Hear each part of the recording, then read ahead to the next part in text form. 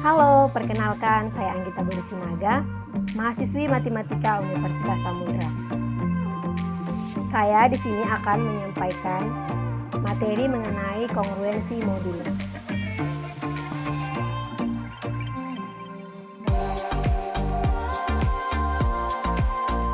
Baiklah, kita akan membahas mengenai kongruensi modulo.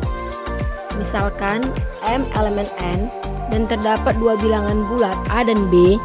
A dikatakan kongruen dengan B modulo M jika dan hanya jika M membagi A kurang B. Ditulis dengan A kongruen B modulo M. Contoh yang pertama, 34 kongruen 4 modulo 6. Artinya 34 dan 4 dibagi 6 bersisa sama, atau 6 membagi 34 dikurang 4.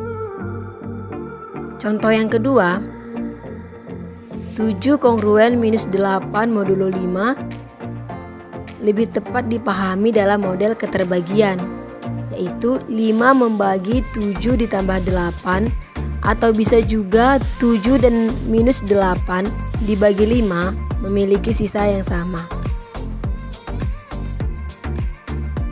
Sifat distributif modulo. Jika A, B bilangan bulat dan N bilangan asli, maka berlaku 3 sifat berikut. Yang pertama, A tambah kurang B modulo N kongruen dengan A modulo N tambah kurang B modulo N dikali modulo N. Yang kedua, A kali B modulo N kongruen dengan A modulo N dikali B modulo N dikali modulo N. Yang ketiga, A kali B modulo N akan kongruen dengan A modulo N dikali B dikali modulo N untuk B bilangan bulat yang tidak negatif. Teorema yang sering dipakai dalam penyelesaian persoalan kongruensi modulo ada 4 yang akan saya jelaskan. Yang pertama, teorema kecil Fermat. Yang kedua, teorema Euler. Yang ketiga, teorema Wilson. Dan yang keempat, teorema sisa Cina. Kita akan membahas mengenai teorema kecil Fermat. Sejarah teorema kecil Fermat. Teorema kecil Fermat atau Fermat-Slidell Theorem adalah salah satu teorema dalam ranah teori bilangan yang merupakan bentuk khusus dari teorema Euler. Teorema ini diformulasikan pada tahun 1640. Teorema ini disebut teorema kecil Fermat untuk membedakan dengan teorema akhir. Kata Fermat diambil dari nama matematikawan Prancis yaitu Pierre de Fermat. Apakah yang dimaksud dengan teorema kecil Fermat? Kita misalkan P adalah bilangan prima dan A sembarang bilangan bulat. Dengan demikian, A pangkat P dikurang A selalu habis dibagi oleh P, yang dalam notasi modulo aritmatik ditulis A pangkat P kongruen A modulo P. Contohnya, karena 11 adalah bilangan prima, maka 2 pangkat 11 dikurang 2 sama dengan 2046 dan pasti habis dibagi 11 berdasarkan teorema kecil Fermat. Contoh, perhatikan bahwa 2017 merupakan bilangan prima. Dengan menggunakan teorema kecil Fermat yang menyatakan bahwa A pangkat P kongruen A modulo P. Untuk sembarang bilangan prima P kita peroleh 2 pangkat 2017 ditambah 0 pangkat 2017 ditambah 1 pangkat 2017 ditambah 7 dikali pangkat 2017 dikali modulo 2017 sama dengan kongruen 2 ditambah 0 ditambah 1 ditambah 7 modulo 2017. Hasilnya 10 modulo 2017. Jadi sisa hasil baginya adalah 10. Baiklah, yang kedua kita akan membahas mengenai teorema Euler. Dalam teori bilangan, teorema Euler atau Euler's Theorem adalah generalisasi dari teorema kecil Fermat yang berkaitan dengan kongruensi modulo bilangan bulat. Kata Euler diambil dari nama matematikawan Swiss Leonhard Euler. Dalam teorema Euler, misalkan N adalah bilangan positif dan A adalah bilangan bulat yang relatif prima dengan N, maka A Pn kongruen 1 modulo N.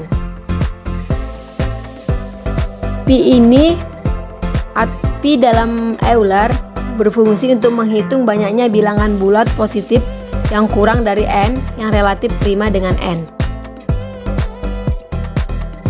Baiklah, saya akan memberikan satu contoh untuk materi teorema Euler.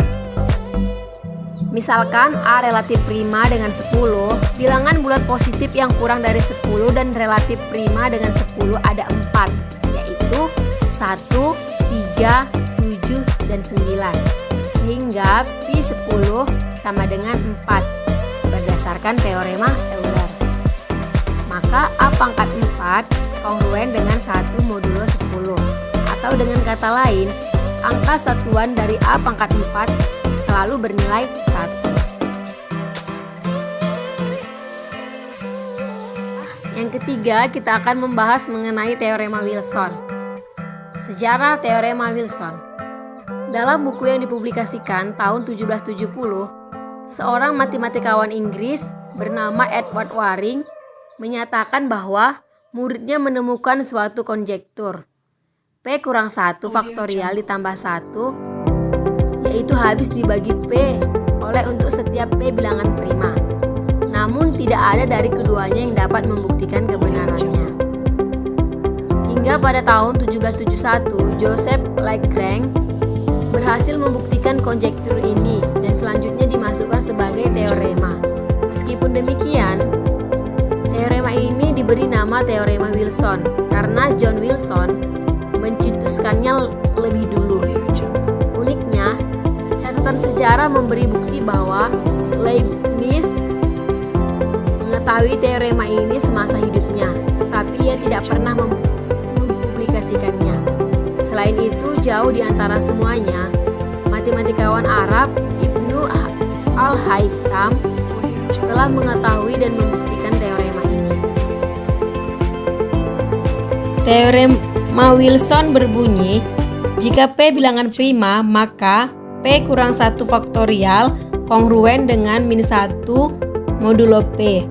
Contoh, karena 13 adalah bilangan prima, maka 13 kurang 1 faktorial kongruen dengan min 1 modulo 13, atau 12 faktorial kongruen dengan min 1 modulo 13. Dengan kata lain, 12 faktorial dibagi 13 sisanya adalah 12. Contoh kedua, karena 41 prima, maka 41 dikurang 1 faktorial kongruen dengan min 1 modulo 41, atau 40 faktorial kongruen dengan min 1 modulo 41. Dengan kata lain, 40 faktorial dibagi 41 sisanya adalah 40. Akhir, kita akan membahas mengenai teorema sisa Cina. Sejarah teorema sisa Cina.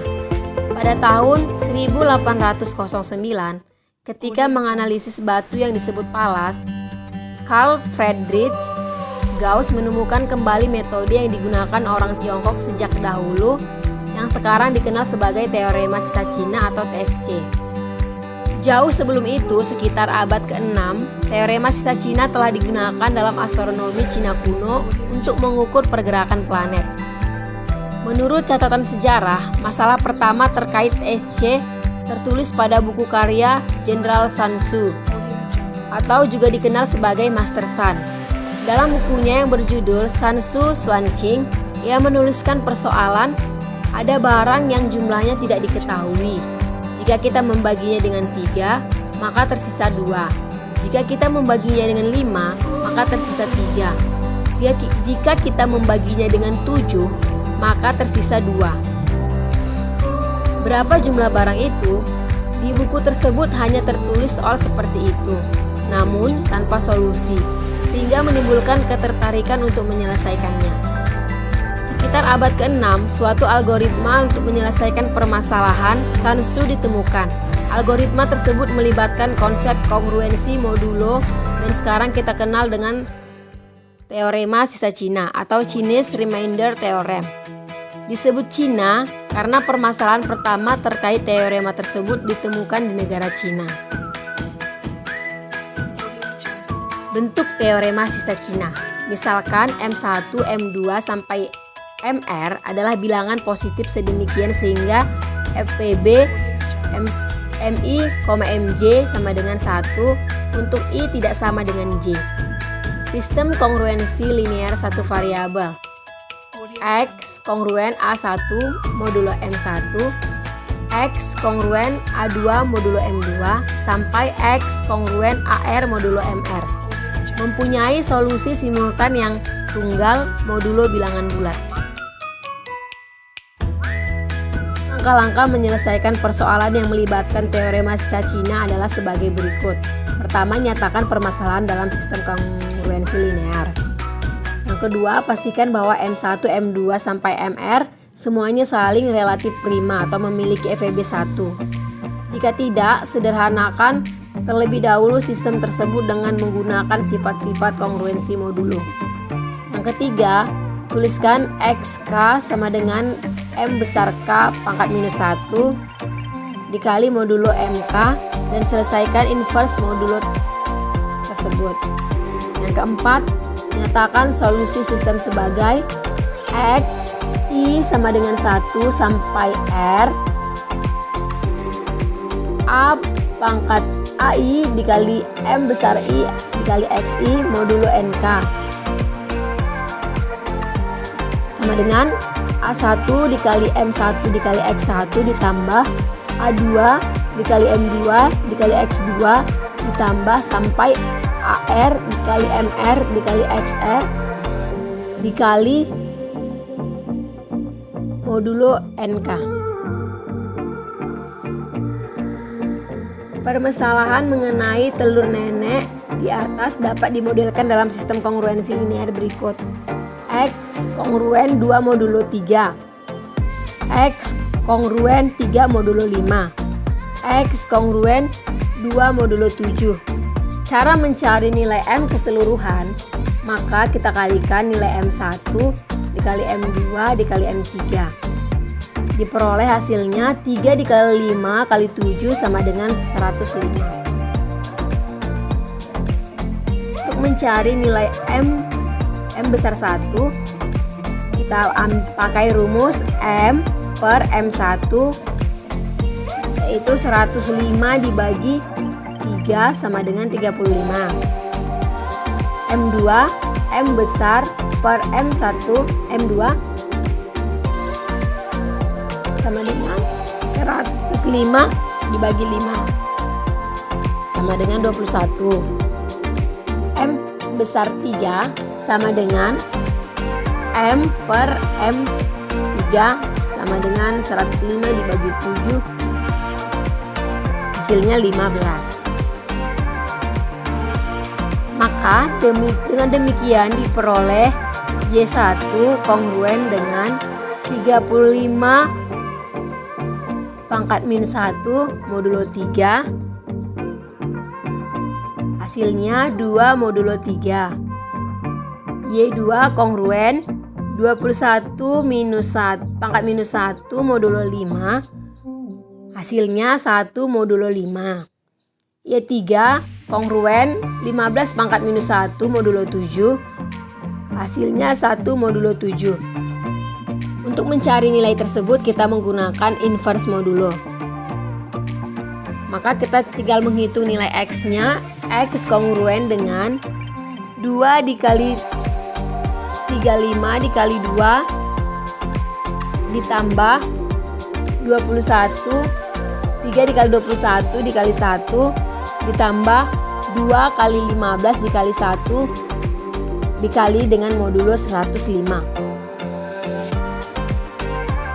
140 ditambah 63 ditambah 30 dikali modulo 105. Hasilnya 233 modulo 105 atau bisa juga disederhanakan menjadi 23 modulo 105. Contoh soal dan pembahasannya. Baiklah, kita akan membahas mengenai contoh teorema kecil Fermat. Soalnya,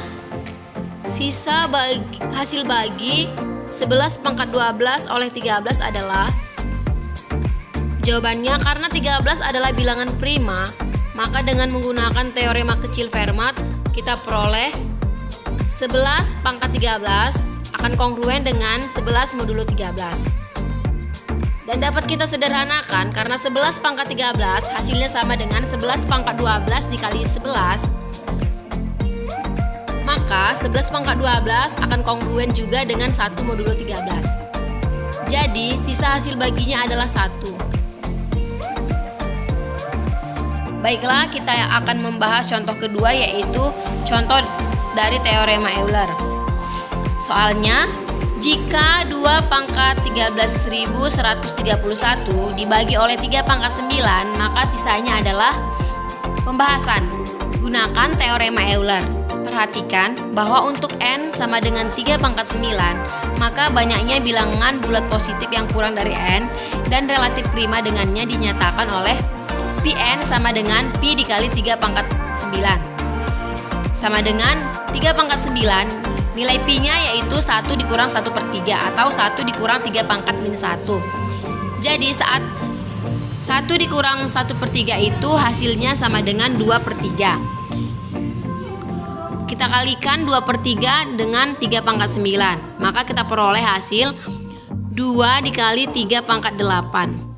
Karena nilai 2 adalah relatif prima dan juga merupakan bilangan bulat dengan 3 pangkat 9, maka menurut teorema Euler berlaku 2 pangkat Pn akan kongruen dengan 1 modulo 3 pangkat 9, di mana kita tahu nilai Pn itu yaitu 2 dikali 3 pangkat 8. Jadi 2 kali 3 pangkat 8 akan kongruen dengan 1 modulo 3 pangkat 9. Kita kalikan 2 pangkat 13.122 akan kongruen dengan 1 modulo 3 pangkat 9.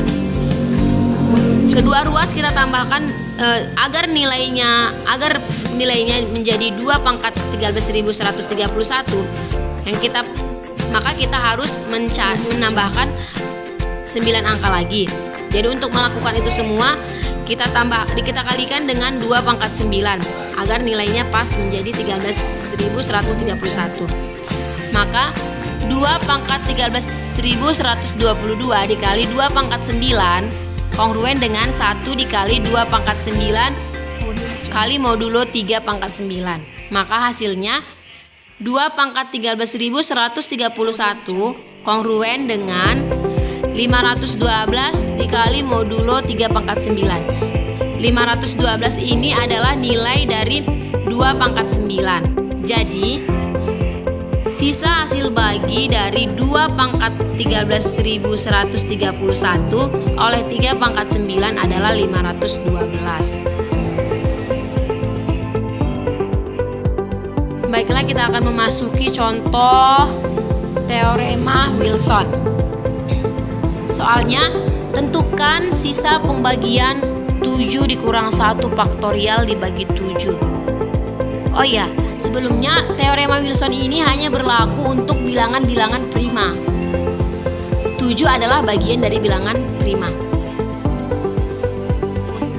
7 dikurang 1 faktorial nilainya adalah 6 faktorial. Dan apabila dijabarkan memiliki nilai 1 dikali 2 dikali 3 dikali 4 dikali 5 dikali 6. Selain 1 dan 6, maka kita akan menyusun pasangan-pasangan yang merupakan inverse modulo. Yaitu yang pertama 2 kali 4. 2 dikali 4 akan memiliki nilai 8. Dan apabila dibagi dengan 7 akan bersisa 1. Maka 2 dikali 4 kongruen dengan 1 modulo 7. Yang kedua ada 3 dikali 5. 3 kali 5 memiliki nilai 15. Dan apabila dibagi 7 memiliki sisa 1. Jadi 3 kali 5 akan kongruen dengan 1 modulo 7. Oleh karenanya kita lakukan grouping sebagai berikut.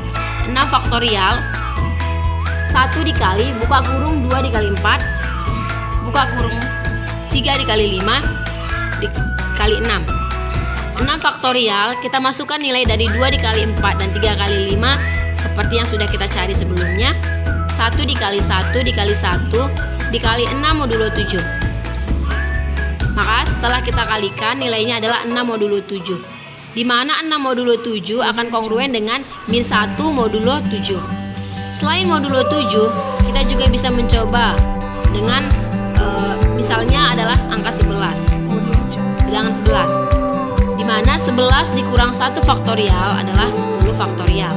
Sama seperti cara sebelumnya, kita lakukan cara grouping. Kita pilih dua bilangan yang apabila dikalikan hasilnya, apabila dikalikan nilainya itu akan, apabila dibagikan dengan 11 memiliki sisa 1. Contohnya 2 kali 6. 2 kali 6 itu apabila dikalikan memiliki nilai 12. Dan apabila dibagikan dengan 11 hasilnya adalah 1. Ada beberapa angka yang bisa kita lakukan. Ada beberapa kalian yang bisa kita lakukan, seperti 2 dikali 6, 3 dikali 4, 5 dikali 9, 7 dikali 8. Maka 10 faktorial kongruen dengan 1 dikali 1 kali 1 kali 1 kali 1 kali 10 modulo 11, di mana apabila setelah dikalikan nilainya menjadi 10 modulo 11. 10 modulo 11 nilainya sama dengan min 1 modulo 11. Jadi 10 faktorial akan kongruen dengan min 1 modulo 11. Teorema Wilson terbukti. Sekian penjelasan dari saya. Jika ada kurang dan salah, saya mohon maaf. Semoga bermanfaat.